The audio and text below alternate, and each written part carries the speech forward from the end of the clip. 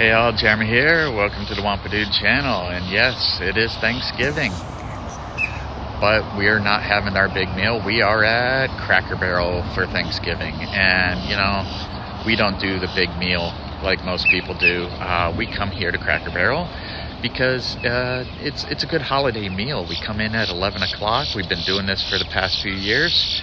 $16.99 full Thanksgiving minute deal with all the fixings, and you don't have the cleanup, you don't have the hassle, you don't have the time cooking, and it gets us to do the family stuff for the rest of the day and shopping for the rest of the day with the Black Friday stuff.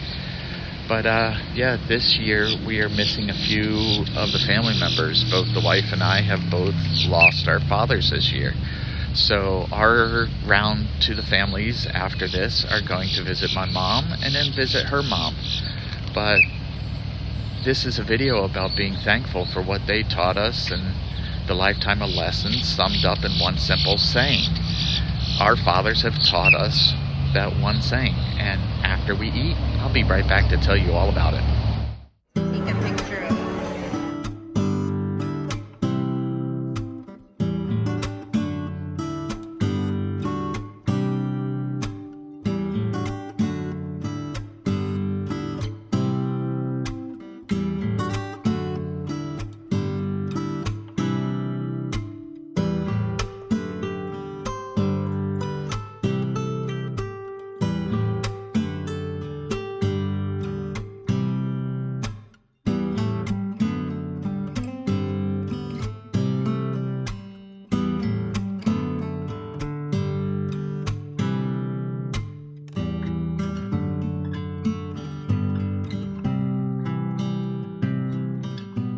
Hey all, happy Thanksgiving. But actually, you know what? Today's Black Friday, so I did hit Black Friday sales this morning, and my God, nothing's there anymore.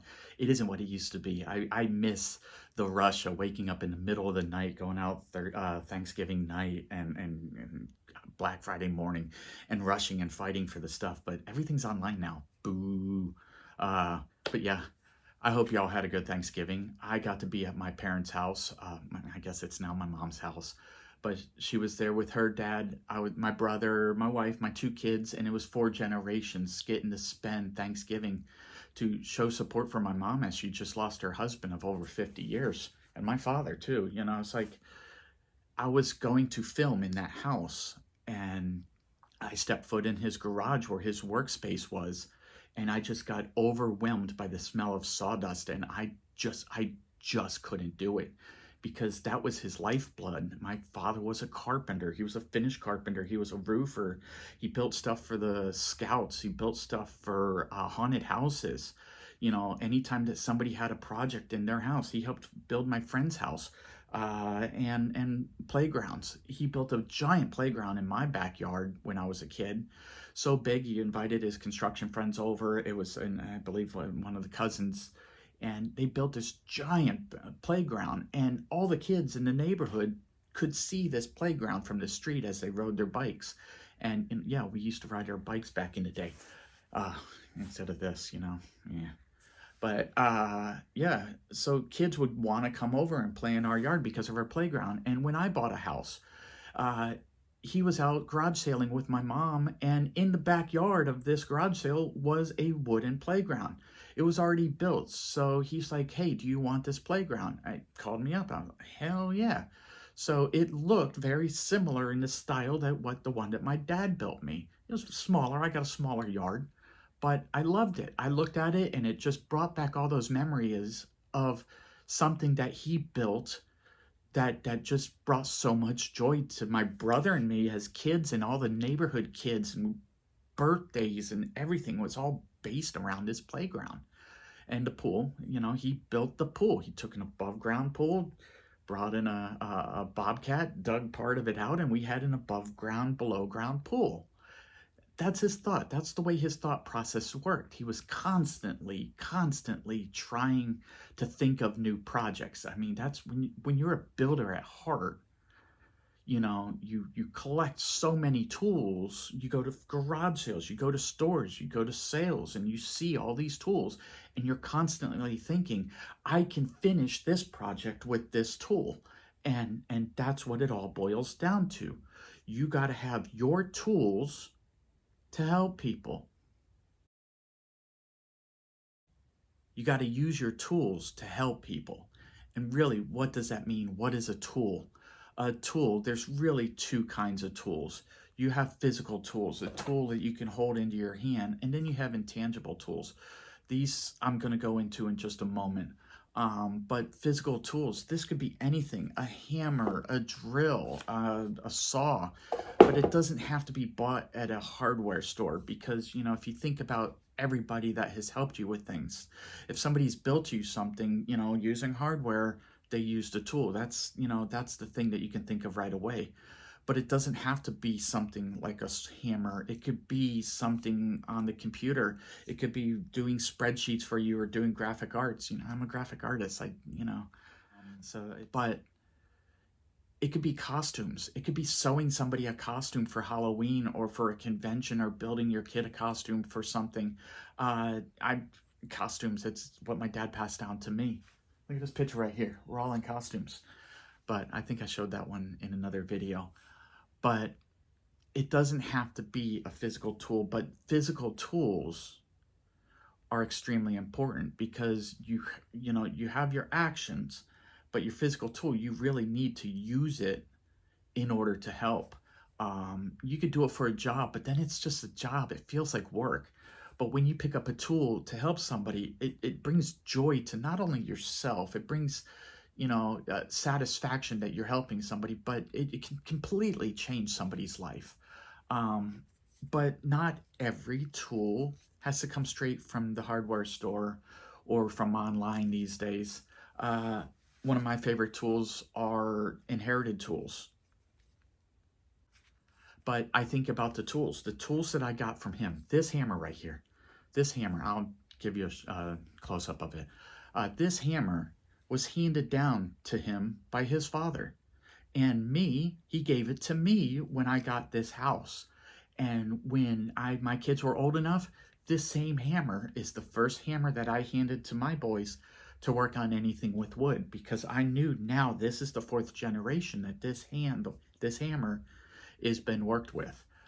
There's so much history within just a tool that when you pick it up, it automatically, it re-triggers those memories. Anytime that you have a token, anytime that you have a tool, something that reminds you of somebody, you can pick it up and you can, it's like a key to unlock a memory that you'd forgotten.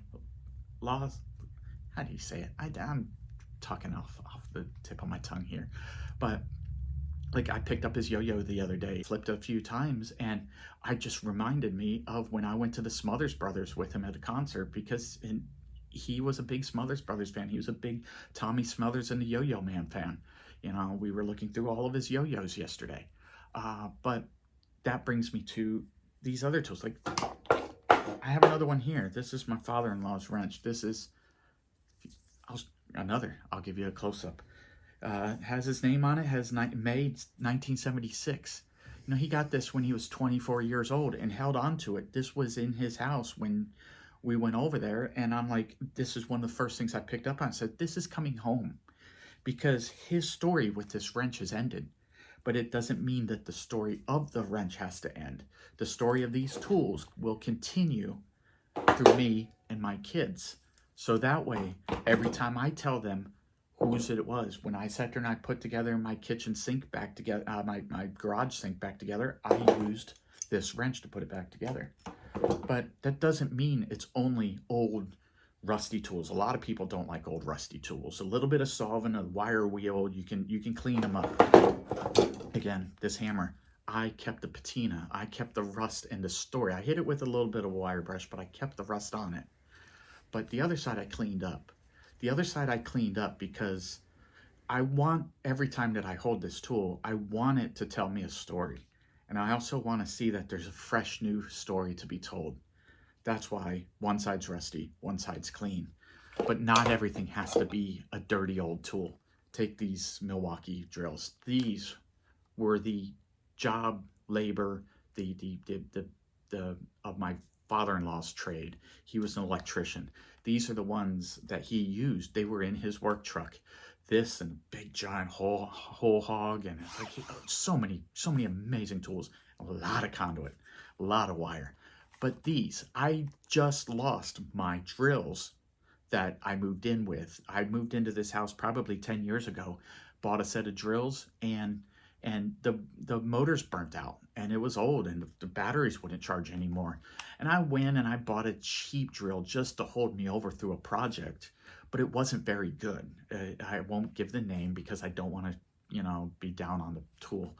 But then, we were going through my father-in-law's estate, and we found these Milwaukee drills.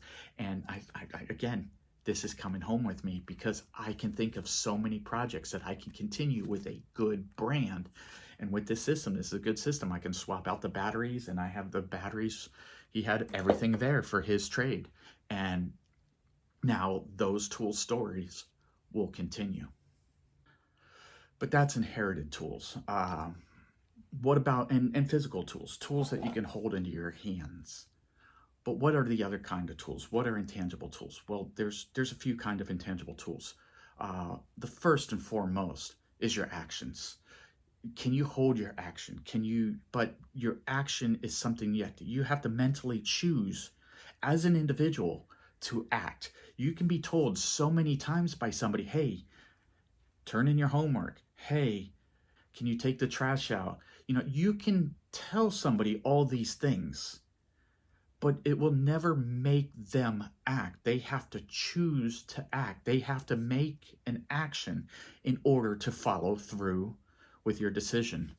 And the number one intangible tool is action. You have to choose to act.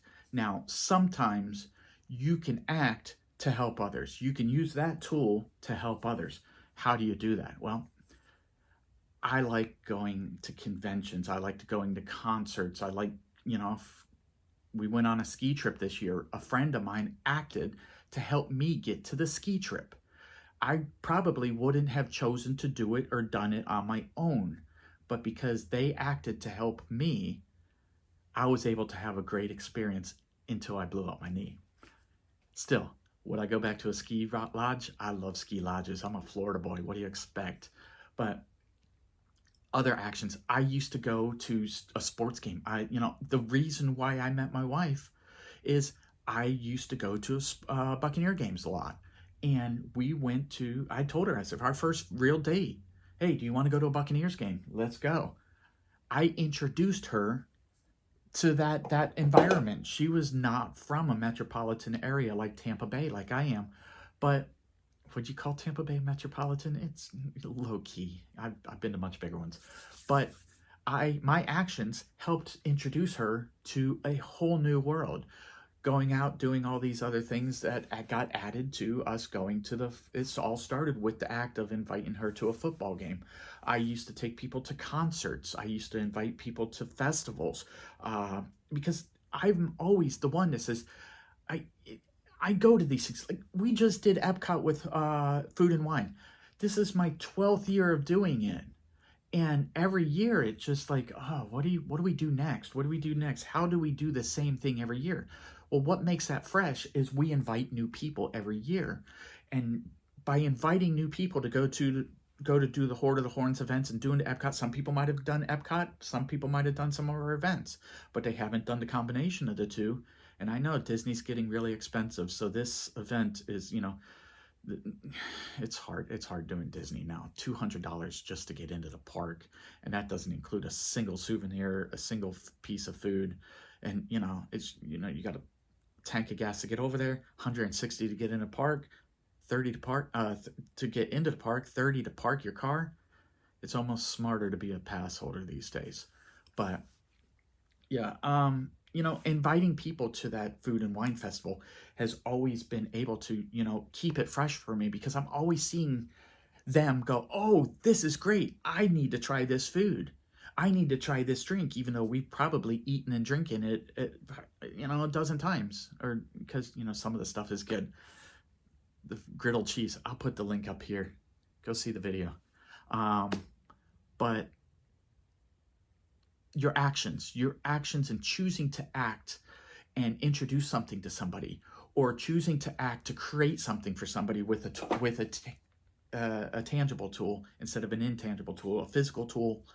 You have to choose to pick up this tool to help somebody. You have to choose to pay for a ticket for somebody. You have to choose to drive somebody somewhere. You have to choose to act. And that's always an individual choice. So what is number two? Number two is communication. You have to communicate in order to help people.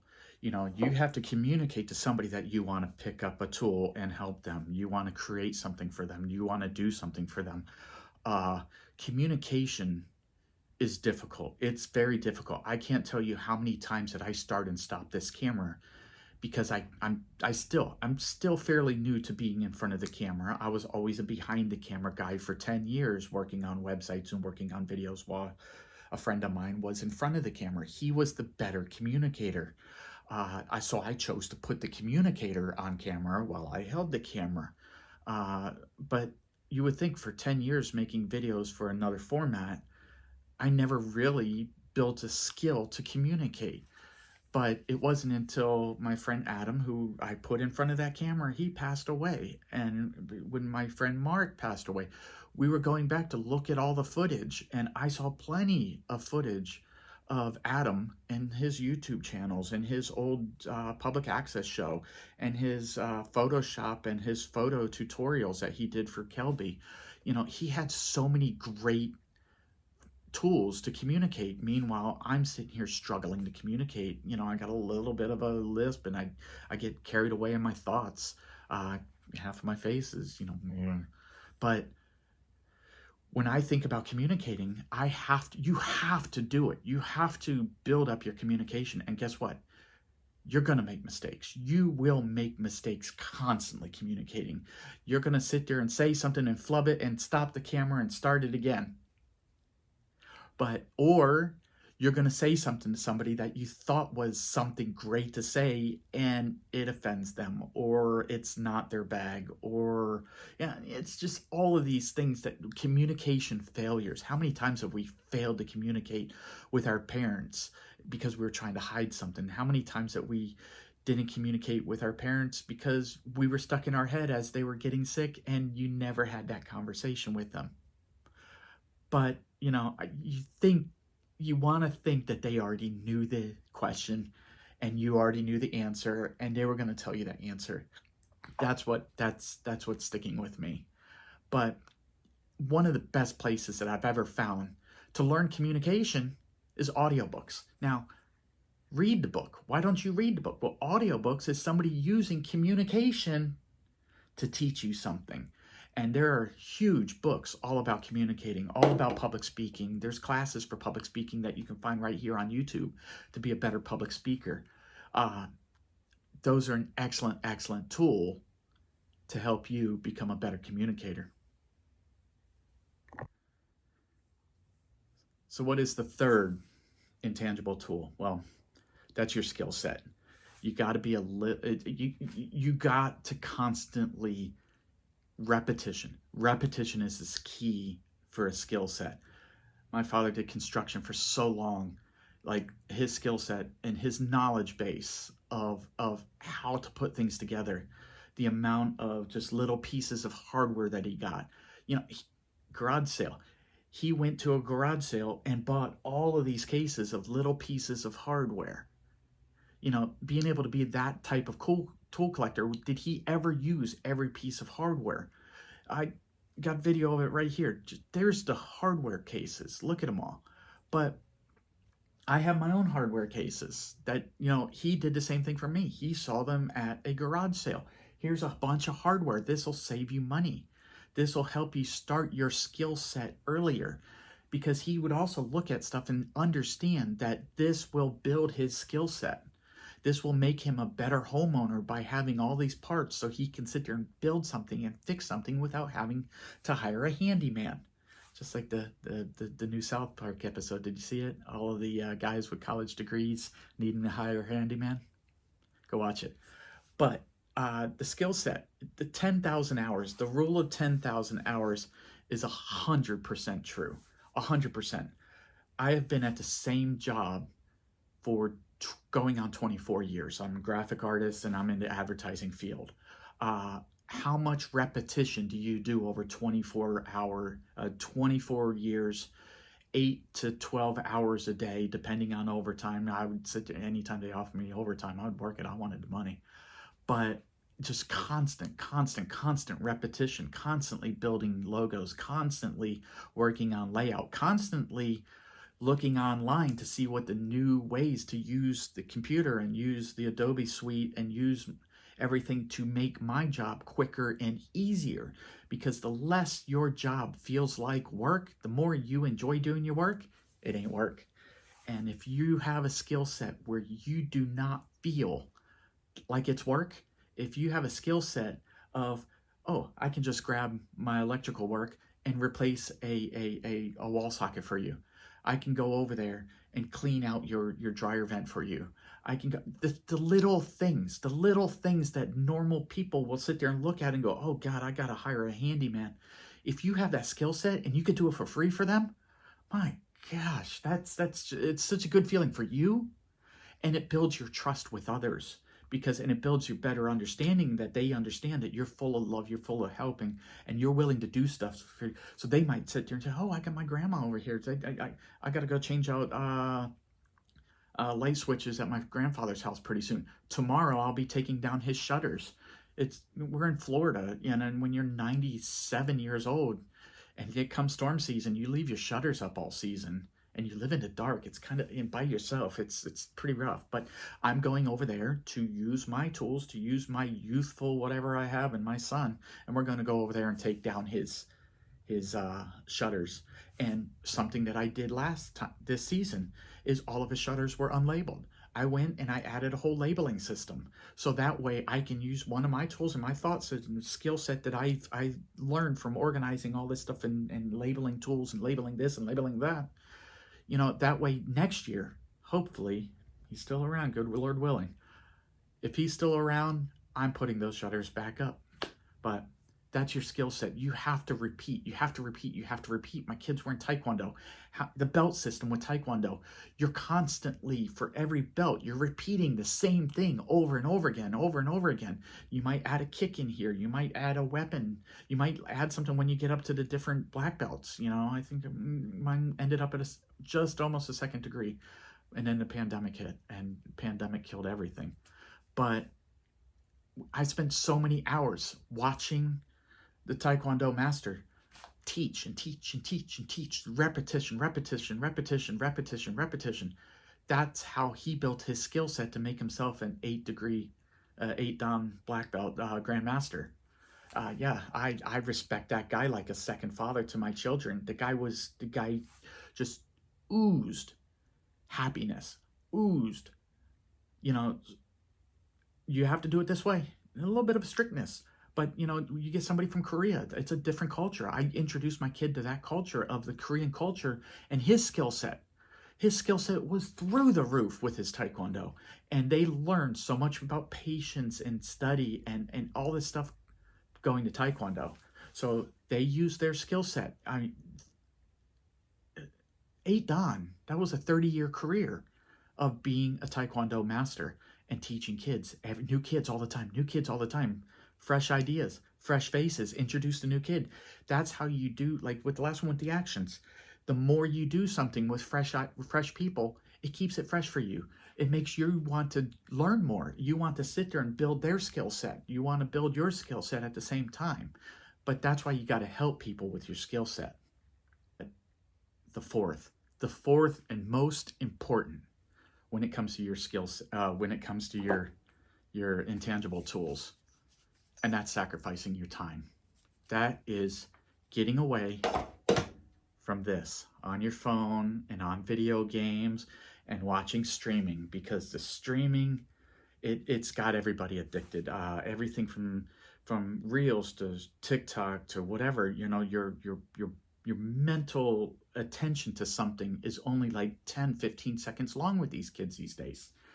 And, we do it too. How many, we're the generation that went from no cell phones and Atari to PlayStation 5s and iPhones and instant streaming, where all of what you want to curate with your interest as an individual, everything that you want is available on an iPad or a phone or a streaming device, that there's no need to go out there and learn this other stuff, because I don't need to introduce myself to new things. I don't want one idea to go in one ear and another idea to go out the other. So I'm only going to focus on what makes me happy. That mindset frustrates me, because it's you have to sacrifice your time. You have to sacrifice your time away from doing what makes you comfortable, what gives you that dopamine of every day of I need this every day. I need this to calm down. I need to watch my show. I need to watch, this latest stream and this new TikTok trend or whatever.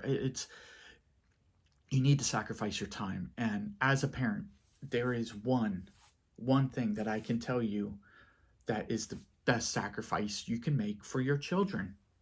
And that's go to the playground. How many times did your parents take you to a playground? How many times did you ride your bike to a playground and you wanted to play something and the other kids didn't? You wanted to go hide and seek, but they want to play tag. You sacrifice your time because I want to have a good time with these other kids. How many times as you as a parent that you took your kids to a playground? The playground is the absolute pinnacle of sacrificing your time. Because what do you see at the playground? You usually see a wall of parents sitting on their butts with a phone in their hand. You see a few walking around taking pictures of their kids. But mostly, it's sitting down while your kids are running around, going onto the equipment, jumping on this, almost falling on that. Oh, no, don't do that. You're going to fall. Oh, okay, I got to go over there and spot them, make sure they don't fall down. But all of that time that you're there with your kid, you are sacrificing your time so their growth pattern increases, their skills with communication, their skills of their choice of their actions. Do I climb this? Am I scared of this? Do I finally climb it this time? That ride spins too fast. Am I going to ride it? Well, you know what you do? You pick your kid up and you put it on that ride, and then they get scared. But you have to introduce them to things that they might scare them. But they might not like it. You take them back off and go, okay, that those kids are playing too rough. But the playground, if you don't have kids, the dog park. How many times do you take your dog to the dog park or take them for a walk? You're sacrificing your time for the well-being of your pet that can't make verbal choices other than barking and pooping and maybe, licks on the face. But really, there's no real communication with them. There is in a way in dog form, but for the most part, their life wouldn't exist without yours unless they were a wild pack of dogs, and God knows what will happen to them in the wild. But as a house dog, they're responsible for you. Hamsters. Oh my God, my kid wants a hamster right now. But there's so much of sacrificing your time for a hamster. You can't take your hamster on a vacation. You have to sacrifice your choice of how long your vacation is going to be because you're watching a hamster. Somebody can come over to your house, but do you think that person wants to sacrifice their time to come feed a hamster? And plus that's the thing is like you're constantly asking people, hey, can you sacrifice your time? Can you sacrifice your time so I can go have fun? There's no fun in that. So that way you have to figure out, you have to make your choice, your individual choice to figure out, what this pet needs and where I can go for how long without food or water. It could be hours, it could be days. You could take them to a kennel. It's easy with dogs, not so much with a rabbit. I got a rabbit. Ugh. Rabbits. But sacrificing your time, communicating, having a skill set, and making an individual action. When you combine all four of those with physical tools to help people, I use my tools to help people. Repeat it over and over again, and you realize how many times you've used your tools to help people. But there is absolutely one person who says this better than I will. I'll repeat it, but I will also link it because the way he says it is way better than I will. So who said it the best? I'm sorry for the play. I have it here on the phone. I want to read it word for word for you, but I'll also link it because his way of saying it was way better than I would ever be able to say it. It was Mr. Rogers. It was Mr. Rogers at the end of his career getting the Lifetime Emmy Award, and he gave a speech. It was the end of the speech, and it was extremely powerful. And I fell in love with him all over again. I knew I loved his work. I knew that he used ministry and preaching to be a better communicator to children, and he spoke to children. Now, did he ever put the ministry in his work? No, it was more about the well-being of children. It was about, children dealing with loss, children dealing with change, and you watch it as a parent, and you watch this documentary, Won't You Be My Neighbor, and it was heartbreaking because you realized as an adult how much you said, oh my God, Mr. Rogers is boring. Mr. Rogers is boring. I don't like this. I'd much rather be watching Smurfs or Ghostbusters or He-Man or Transformers. There were so many options back then. But, you look back at it now and it is slow. It's an old man in a sweater talking to you, but he talked to children as an equal.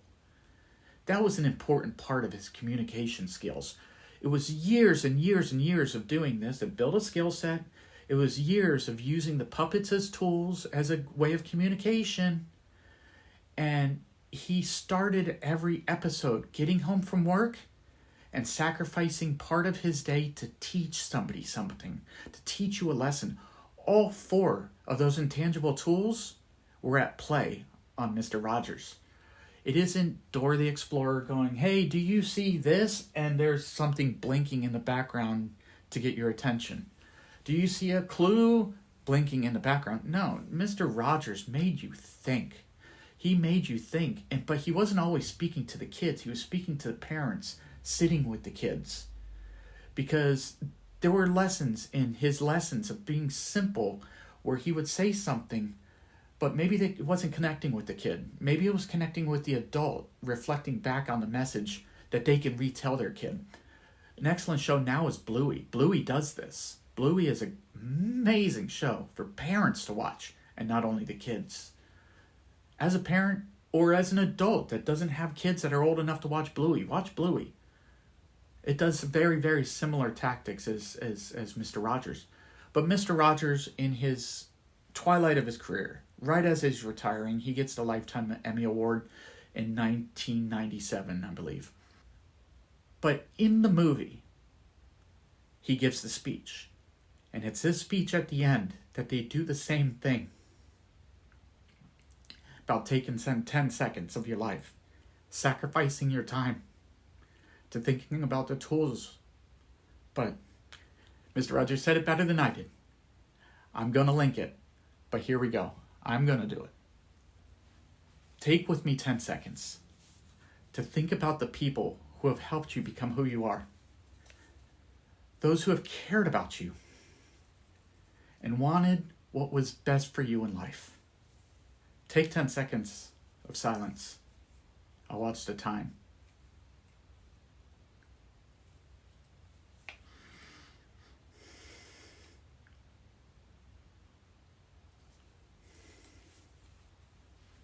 Yeah. Pretty damn powerful words. Everybody that wanted the best for you in life used their tools to help you. So, one day, you can do the same thing for other people. Because this is my belief. This is all one story. This is all one story. Some people call it history. Some people call it one story. It gets retold over and over again. Every generation. It's one story from the same roots of one tree. Every religion, country, and culture is branches off of this tree. There's differences because everybody retells this story.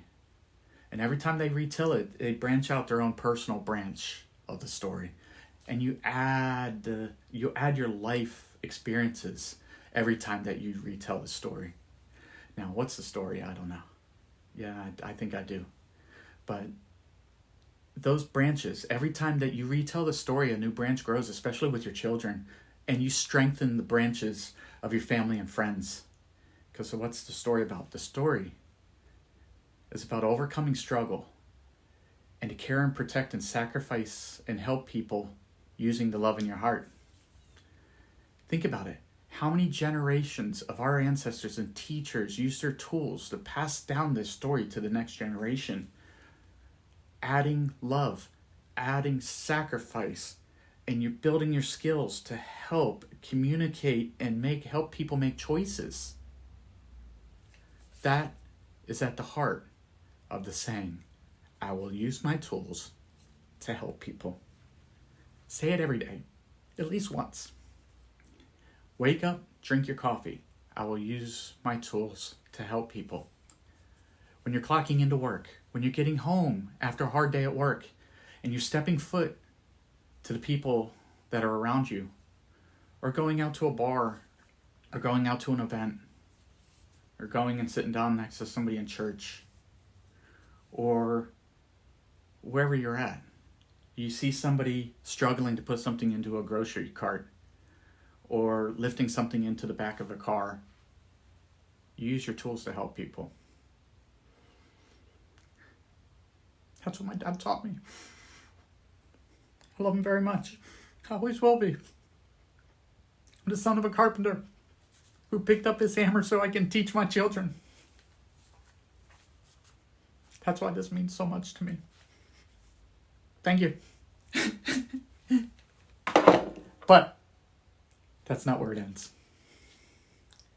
I do have his hammer. I do have his tools. I have my father-in-law's tools. But I also have some of his lifeblood. While in his workshop, I collected sawdust. The smell of my father is in this jar. This jar means more to me than any of his mortal remains.